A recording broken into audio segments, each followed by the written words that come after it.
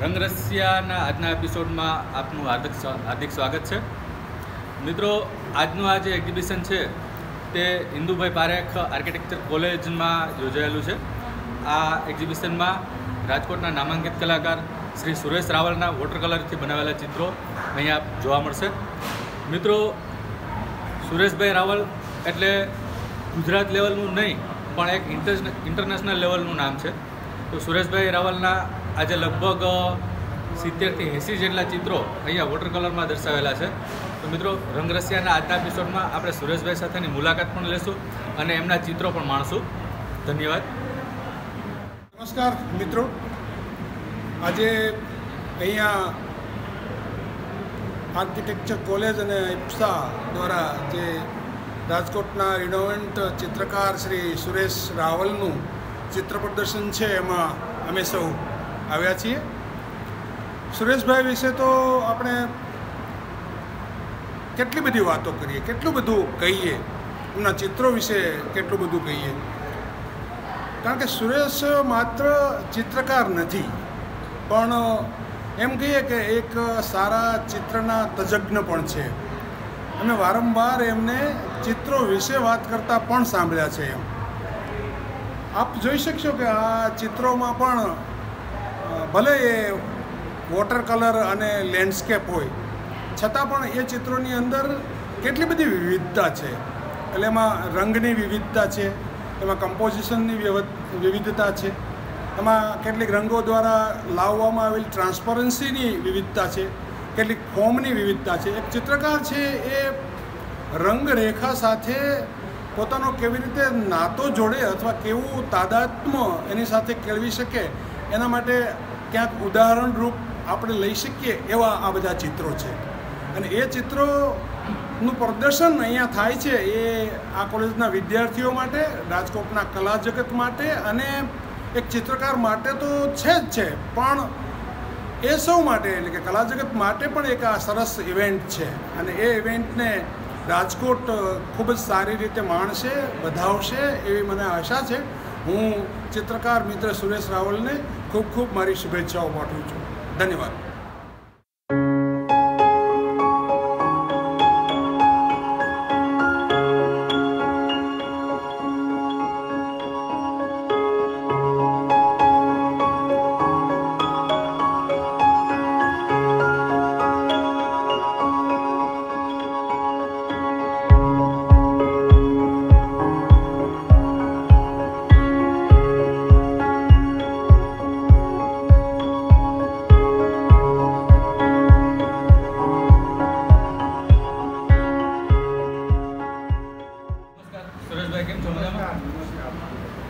સુરેશભાઈ, આજે આ ઇન્સ્ટિટ્યૂટની અંદર આપનું એક્ઝિબિશન શરૂ થયું છે, તો કેટલા દિવસ સુધી એક્ઝિબિશન રહેવાનું છે? આજે 16મી તારીખે કાવ્ય પૂજન સાથે શરૂ થયું. 19મી તારીખ સુધી અહીંયા યોજાયેલ છે. રોજ સાંજના 3 થી 7 જનરલ પબ્લિક માટે છે. અને આ સ્થળ એટલે વીવીપી એન્જિનિયરિંગ કોલેજની બાજુમાં મોટેલ ધ વિલેજની સામે કાલાવાડ રોડ. ઓકે સુરેશભાઈ, આ એક્ઝિબિશનમાં લગભગ કેટલા ચિત્રો છે? આ એક્ઝિબિશનમાં આપણે 50 ચિત્રો રજૂ કર્યા છે. આ ચિત્રોની ખાસિયત એ છે કે બધા એક જ સાઇઝમાં એક જ જાતની ફ્રેમિંગમાં છે. અને આ બધા જ ચિત્રો છે એ એક જ નાના વિસ્તારમાં બનેલા છે. જેમ કે રૈયા ગામથી માંડીને પરશુરામ મંદિર સુધીનો એક રોડનો નાનકડો ટુકડો છે. એની ડાબી અને જમણી બાજુ બધા સ્થળ ઉપર થયેલા ચિત્રો છે. બીજી એક વિશિષ્ટતા એ છે કે આ બધા ચિત્રો વોટર કલરમાં છે અને આ ચિત્રો એક જ સમયગાળામાં છે. એટલે કે સવારના 7:30 8થી 9 સુધીની વાત છે. અને ત્રીજી વાત એ છે કે શિયાળો છે એ પાયકો હોય એટલે કે મધ્યમાં હોય ત્યારથી ઉનાળો બેસવાનો હોય એટલા ટૂંકા 1.5-2 મહિનાના ગાળામાં જ થયેલા ચિત્રો છે. હવે એક જ સ્થળે ને એક જ સમયે આવા ચિત્રો કરવા એટલે આપણે એ ત્યાંની પ્રકૃતિ છે એમાં આવતા વિવિધ પલટાઓ રોજે રોજ સિઝન પણ લગભગ એમ છતાં એમાં પલટાઓ પ્રકૃતિ એવી વિશાળ હોય કે એમાં પલટાઓ આવ્યા જ કરે. જો આ કલાકારે જોવાનું જ હોય કે આમાં શું છે, તો એ માપવાની, એને પામવાની અને એને ચિત્રોમાં ઉતારવાની આ મારી કોશિશ છે. આવી કોશિશ છે ને જેને સિરીઝ પેઇન્ટિંગ કહેવાય. આવા ફ્રાન્સમાં ખાસ કરીને ઇમ્પ્રેશનિસ્ટ જમાનામાં સિરીઝ પેઇન્ટિંગ થતા. એ લોકો તો એટલા બધા માઇન્યુટ પલટાઓ ચિત્રોમાં લઈ આવવા કોશિશ કરતા કે એમની પાસે 7 થી 8 સુધીમાં એક કેનવાસ હોય, એ અધૂરું રહે. પછી 8 થી 9 સુધીમાં બીજું કેનવાસ હોય, એ અધૂરું રહે. 9 થી 10 વાગ્યા સુધીમાં ત્રીજું કેનવાસ, પાછું બીજે દિવસે 7 થી 8માં પેલું જ કેનવાસ લે. એવી રીતે સિરીઝ પેઇન્ટિંગ ઘણા થયેલા છે. એ જ દિશામાં આ એક પ્રયત્ન કહેવાય. તો મિત્રો, જ્યાં સુધી એક ચિત્રકાર પોતાના ચિત્રની વિશેષતા ના કહે ને ત્યાં સુધી ખરેખર આપણને ખબર નથી હોતી. આ ચિત્રોની વિશેષતા સુરેશભાઈ ખૂબ જ બારીકાઈથી આપણને સમજાવી કે આ ચિત્રો સમાંતર સમયના, સમાંતર લોકેશનના અને સાથે સાથે બહુ ટૂંકા ગાળામાં બનાવેલા આ ચિત્રો છે. તો સુરેશભાઈ, એક સવાલ એવો પણ થાય કે આ ચિત્ર લગભગ કેટલા સમયગાળાના છે? એટલે મારો કહેવાનો મતલબ કે 1 વર્ષના, 2 વર્ષના કે 3 વર્ષના સમયગાળાના? આ બધા ચિત્રો છે ને એ અંદાજે 1.5 થી 2 મહિનાના છે, પણ ડેઇલી થયેલા છે. ઓહો! એટલે કે લગભગ 60-70 ચિત્રોની સિરીઝ થયેલી 2-1 મહિનાના ગાળામાં.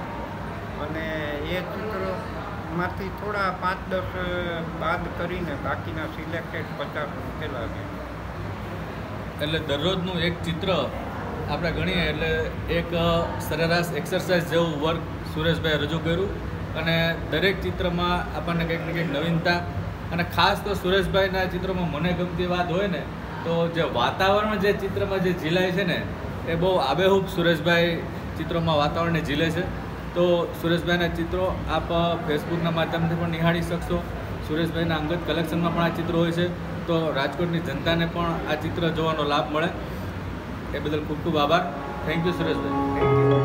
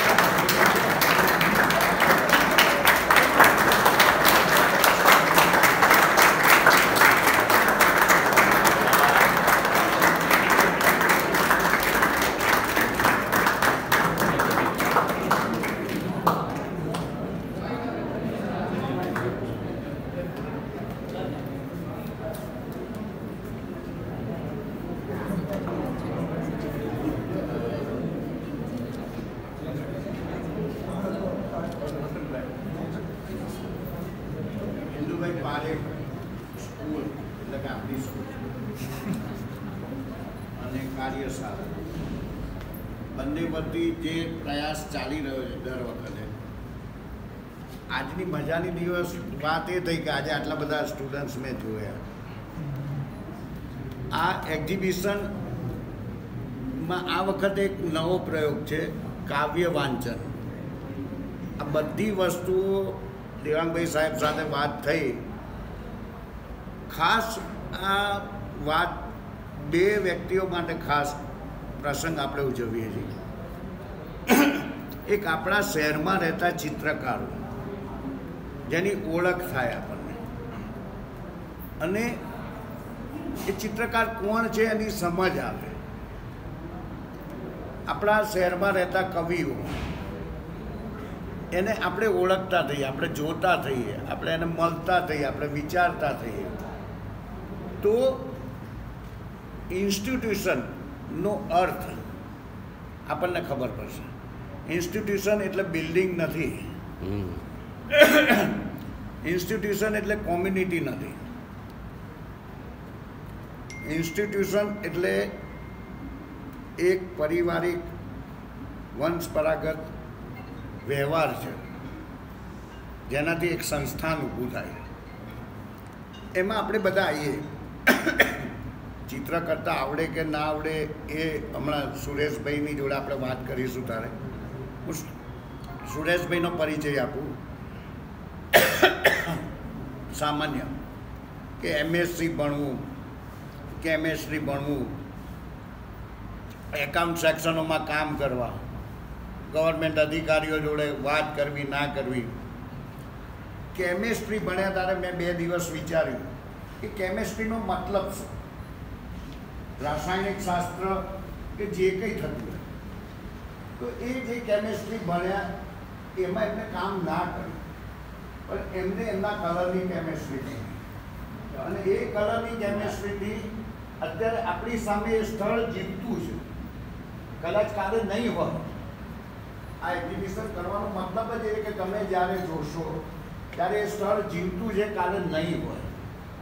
તો રાજકોટના ઘણા એવા ચિત્રકાર છે. સુરેશભાઈ છે, આપણે મહેન્દ્રભાઈ છે, આપણાનું નામ શું છે, સજાગ છે, જે દર રવિવારે ચિત્રો દોરવા જાય છે શહેરની આજુબાજુ. તો ડોક્યુમેન્ટેશન શબ્દ આપણે ભણીએ છીએ, કઈ રીતના થઈ શકે એનો આ પ્રયત્ન છે. બીજો એ પ્રયત્ન છે જોડે કાવ્ય પઠન. મારો પોતાનો અનુભવ કે હું તમારા જેટલી નાની ઉંમરનો હતો ત્યારે સેપની બાજુમાં હઠીસિંગ વિઝ્યુઅલ આર્ટ સેન્ટર હતું અને હું 10મા ધોરણથી જતો હતો. ત્યાં મેં બહુ સારા, તમે નામ સાંભળ્યા જશે બધા, ચીનુ મોદી, લાભશંકર ઠાકર, સુભાષ શાહ, હા, બધાને મેં ત્યાં સાંભળ્યા. એમની જોડે ગરબડો થયો, સંબંધ થયા. એમાંથી મને કવિતા ના આવડી લખતા, પણ વિચારતા આવડી, જોતા આવડી, ભાષા આવડી. ભાષા છોકરાઓને તો ખબર છે હું કેવી વાપરું છું, પણ મને આવડી. તો એની અસર આપણા કામ પર પડતી હોય. ચિત્રકારોને હું અર્પણ કરું છું. કાવ્યનું શીર્ષક છે પેન્સિલો. જાંબલી માનું મુખ દોરવા. જાંબલી માનું મુખ દોરવા, નીલી બાપુ માટે ઓમ નમઃ શિવાય લખવા. વાદળી મોર ટહુકે ત્યારે અંતે નાની બહેન માટે. લીલી પડોશીની રાધા માટે. પીળી શિક્ષિકા માટે. નારંગી અને રાતી બચી. બરોબર સમજો, કલર બધા રંગનું જે આયોજન છે. પીળી શિક્ષિકા માટે, નારંગી અને રાતી બચી. નક્કી કરી શકતો નથી આ કોના માટે. પેન્સિલોનો પણ અજબ સંસાર હોય છે જ્યારે મનમાં મેઘધનુષ્ય રચાતા હોય છે. બીજું કાવ્ય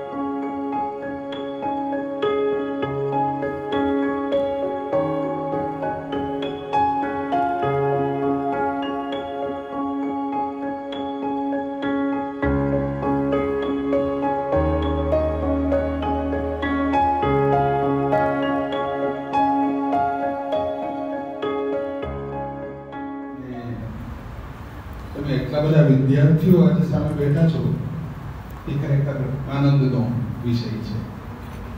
રાજકોટના કેટલાક વડીલ મિત્રો, ચિત્રકારો એ પણ આજે ચિત્ર જોવા તો ખરા જ, પણ કવિતા સાંભળવા માટે પણ આવ્યા છે એમ કહીએ આપણે.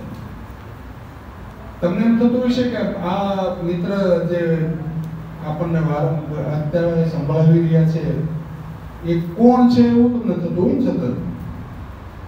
તમને થતું હોય છે કે કોઈક અહીંની યુનિવર્સિટીમાં અથવા તો ક્યાંક કોલેજમાં આ ગુજરાતીના પ્રોફેસર હોવા જોઈએ, અને એટલે જ એટલી બધી કવિતાઓ, એટલા બધા કવિઓ વિશે વાત એમને કંઠસ્થ છે, કેટલુંક ને કેટલુંક વાંચી તમને સંભળાવે છે. પણ એવું નથી. આ માણસે 45 વર્ષ સુધી આપણા સેલ ટેક્સમાં અને હવે જે વેટમાં જેટલું ખોટું થતું હોય એને હજારો માણસોને જેલ ભેગા કર્યા છે. એટલે વેટના દરોડા પાડવાના કમિશનર હતા, ડેપ્યુટી કમિશનર હતા. પણ મારે એટલા માટે હું આપને કહું છું કે તમારો જો શોખ હોય તો આપણે ક્યાં પહોંચીએ, આપણે શું કરી શકીએ. તમે તો આર્કિટેક્ચરના એ સંલગ્ન વિષયના જ વિદ્યાર્થીઓ છો. તમે અહીંયા આજે બેઠા છો એ તમારા માટે અને અમારા માટે, બંને માટે ગૌરવની વાત છે. એટલે એકવાર મને એમ થાય કે આપણે આપણા આજના સંચાલક મિત્ર આરપી જોશી એમનું નામ છે, એમના માટે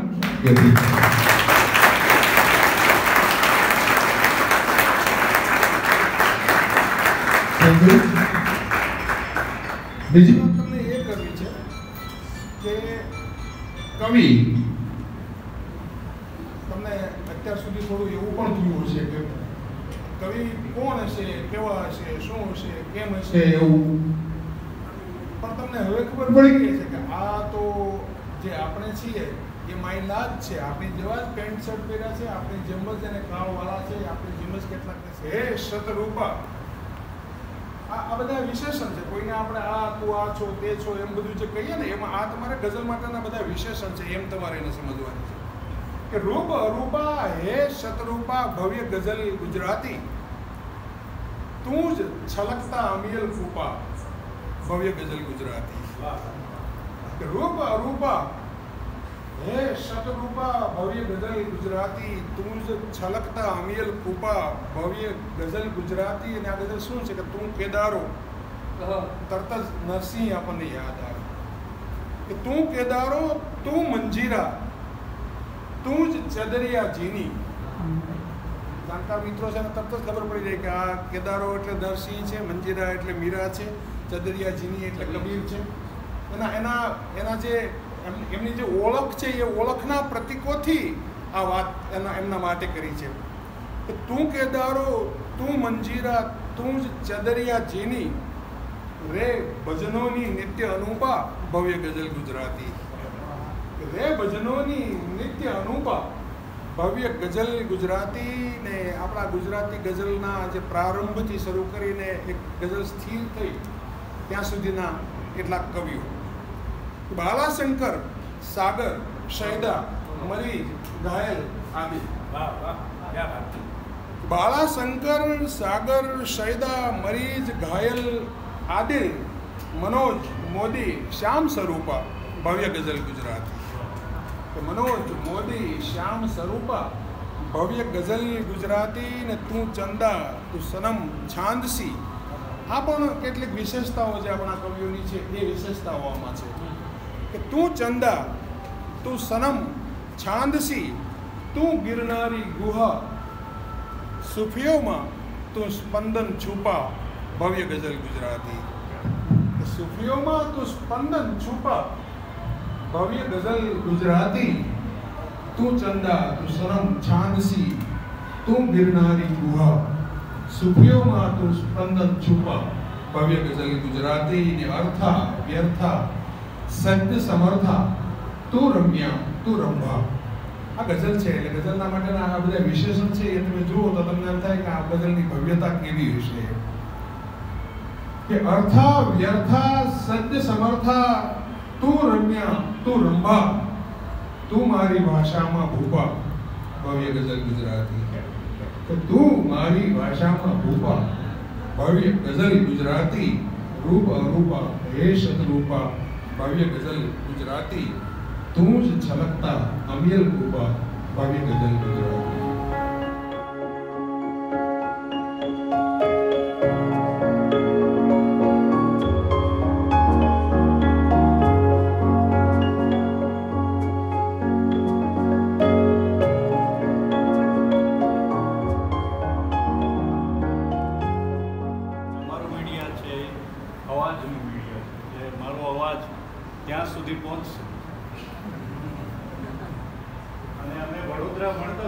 ભાઈ, નાટકમાં મેં ડિપ્લોમા કર્યું. માર્કન ભટ્ટ અમને સેટઅપ થિયેટર કરાવતા.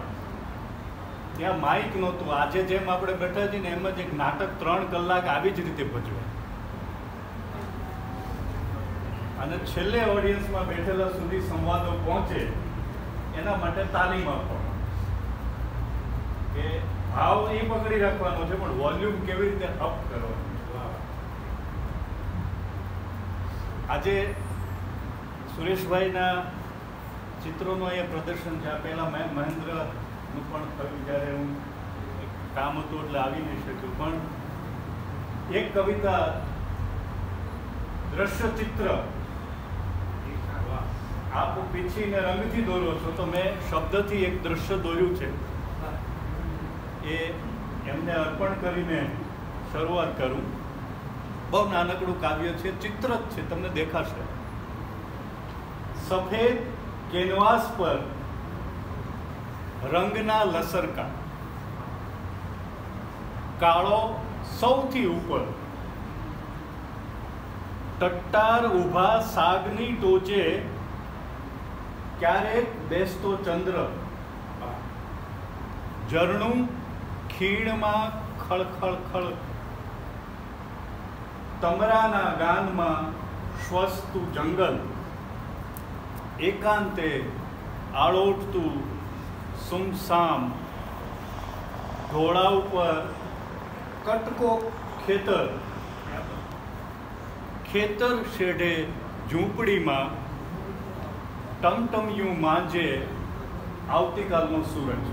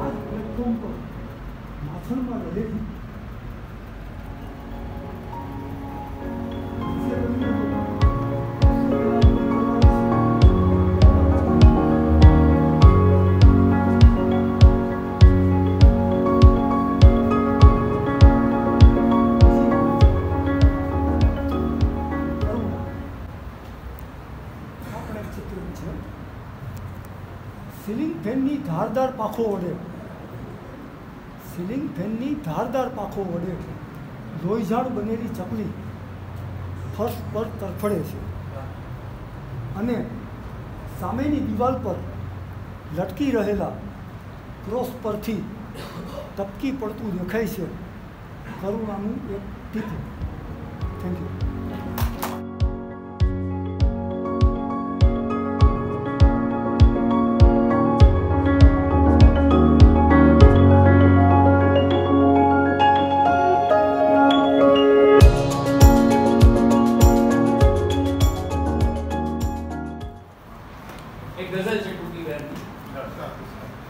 પંખી જેવા થાવું છે, પંખી જેવા થાવું છે, ભાષા ભૂલી ગાવું છે.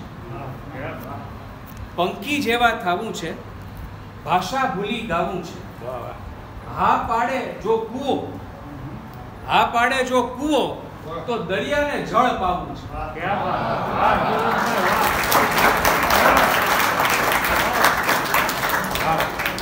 હા પાડે જો કૂવો તો દરિયાને જળ પાવું છે. ટીપા છાંટા ભૂલી જઈ. આપણે નાહીએ ટીપામાં છાંટામાં મુશળધાર વરસાદ. ટીપા છાંટા ભૂલી જઈને મેઘધનુમાં નાહવું છે. અને શેર છે કે આવો આવો થાતું હો એ ડેલીમાં જાવું છે.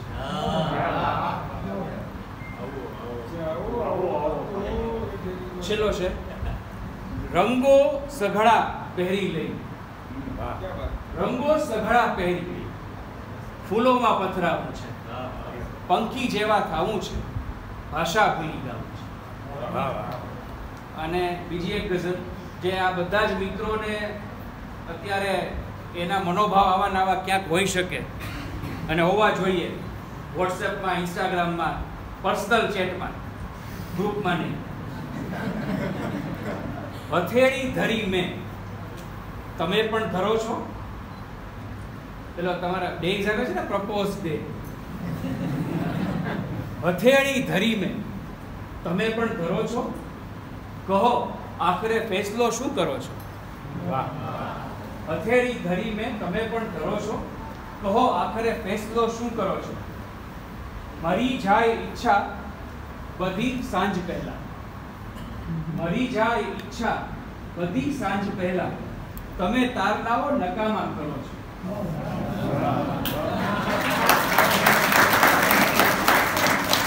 અને સપાટી ઉપર તો મળે ક્યાંથી મોતી. સપાટી ઉપર તો મળે ક્યાંથી મોતી. લહર સાથ અમતા તમે ક્યાં સરો છો. સપાટી ઉપર તો મળે ક્યાંથી મોતી. આપણે તો અંદર જવું પડે. લહર સાથ અમથા તમે ક્યાં સરો છો. ને અમારા બધા શ્વાસમાં નામ એક જ. સંજુભાઈ છે અમારા બધા શ્વાસમાં નામ એક જ. તમે કોણ જાણે કે કોને સ્મરો છો. વાહ વાહ.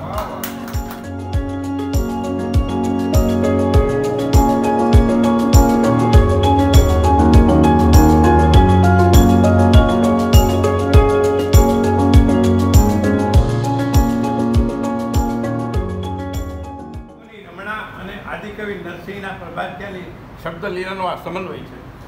પ્રભાત્યા શબ્દ ઉચ્ચારીએ કે સાંભળીએ એટલે નરસિંહ યાદ આવે. એ કરતાલ, એ દામાકુંડ, એ પ્રભાતી પોર, એ પ્રભાત્યા તરત જ સાંભળે મનોજ ખંડેરિયા તળેટી જતા એમ લાગ્યા કરે છે. હજુ ક્યાં કરતાલ વાગ્યા કરે છે. ને પાછલી રાતની ખટઘડી એ હજુ એ તળે તીન એ કુંડના મોતરે. પાછલી રાતની ખટઘડી એ હજુ એ તળે તીન એ કુંડના મોદરે. ધૂલના છંદમાં નિત પલળતો એ પ્રથમ પહોર તે ક્યાં ગયો કોઈ કહેતું નથી. આ નગર ની વચ્ચો વચ હતો એક ગુરુ મોહર તે ક્યાં ગયો કોઈ કહેતું નથી. તો એક કોઈ એમ કે રાસ પૂરો થઈ ગયો. સંતભાઈ રાસ પૂરો થઈ ગયો ને કરતાલ જંપી. જે બધા જળ જંપી જાય એમ કરતાલ જંપવાની વાત. પેલો રાસ કૃષ્ણનો જે નરસિંહે ગયેલો હાથ આખો બળેલો. પકડો કલમ ને કોઈ પડે એમ પણ બને. હાથ આખે આખો પડે એમ પણ બને. એ રાસલીલા માણતા માણતા મશાલ જે હાથમાંથી હાથ આખો ટળગી ગયો એ જે નરસિંહની વાત છે ને એ રાસ. રાસ પૂરો થઈ ગયો કરતાલ જંપી ને સ્મરણમાં એ પ્રભાતી ફળ જીવે.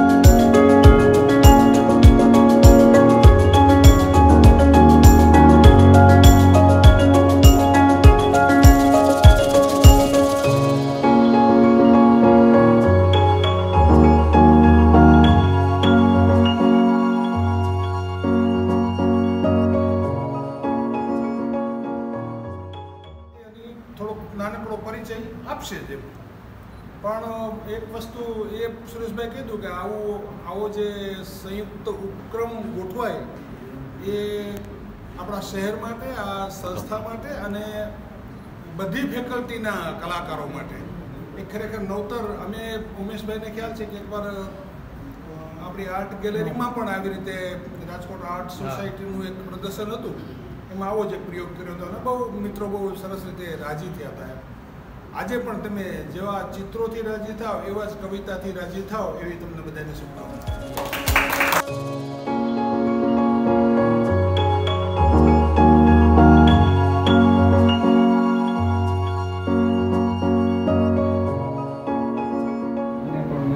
આ લોકો સાથે હું વર્ષોથી સંકળાયેલો છું ને આમ માણતો રહું છું.